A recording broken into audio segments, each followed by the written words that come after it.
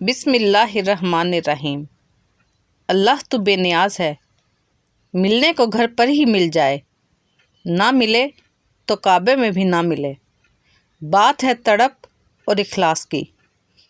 جب بھی دعا مانگو اپنی اوقات دیکھ کر نہیں، بلکہ اپنے رب کی شان دیکھ کر مانگو۔ چھوٹے بچوں کے پیٹ میں درد ہو تو ذرا سی ہینگ گرم کر کے بچے کی ناف کے اوپر لگا دیں، فوراً آرام آ جائے گا۔ سردی کے موسم میں نہاتے وقت ایک بالٹی پانی میں 1 چمچ مسٹرڈ پاؤڈر ڈال دیا کریں۔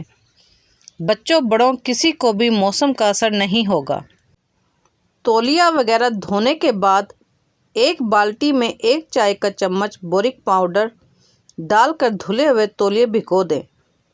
تھوڑی دیر بعد نچوڑ کر پھیلا دیں، بالکل نرم رہیں گے۔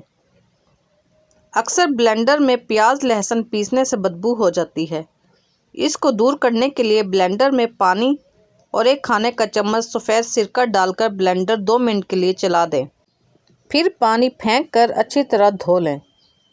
بادام پستے زیادہ دن تک رکھنے ہوں تو پیکٹ میں 2-3 لونگ ڈال دیں، کیڑا لگنے سے محفوظ رہیں گے۔ سوپ کی یخنی بالکل صحیح بنی ہے تو اس کی پہچان ہے کہ جب یخنی ٹھنڈی ہو جائے تو وہ ہلکی ہلکی جمنا شروع ہو جائے۔ بکری کے یا گائے کے پائے دھونے سے پہلے اچھی طرح آٹے کی بھوسی لگا کر آدھے گھنٹے کے لیے تیز گرم پانی میں بھگو دیں، آرام سے صاف ہو جائیں گے۔ باورچی خانے کے سوراخوں میں روزانہ رات کو واشنگ سوڈا ڈال کر تیز گرم پانی ڈال دیں، کبھی سوراخ بند نہیں ہوں گے۔ دال پکاتے وقت 2 باتوں کا دھیان رکھیں۔ نیم گرم پانی سے دال کو دھو لیں اور اسٹیل کا چمچ کبھی بھی استعمال نہ کریں، لکڑی کا چمچ استعمال کریں۔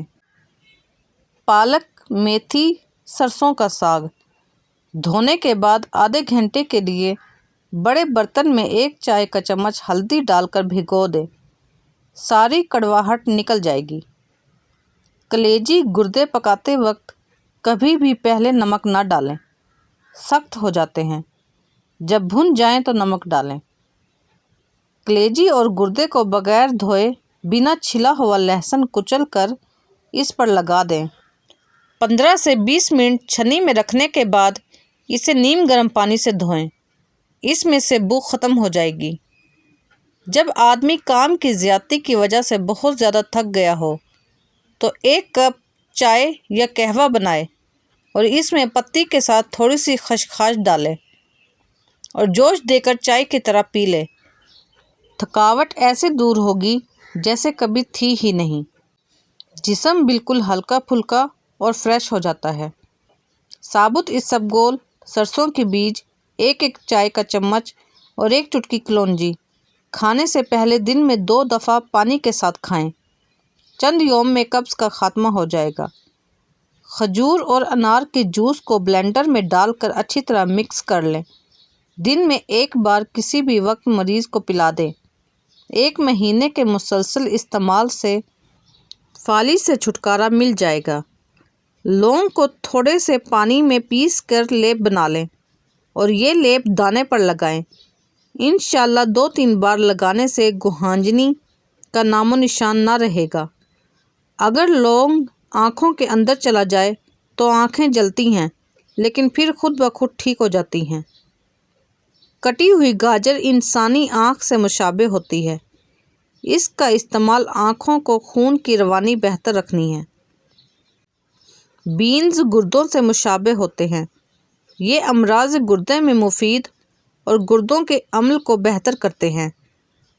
پھٹکڑی سفید اور میٹھا سوڈا ہم وزن سفو بنا لیں، برش یا مسواک سے دانتوں پر اچھی طرح ملیں، یہ دانتوں کو صاف اور مضبوط کرتا ہے اور دانتوں کا خون بند کرتا ہے۔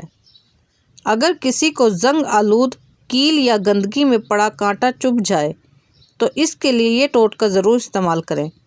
سرسوں کے تیل میں تھوڑا سا تمباکو حسب برداشت گرم کر کے پٹی کے ساتھ اس جگہ باندھ دیں، درد بھی ٹھیک، کیل کانٹے کا زہر بھی ختم۔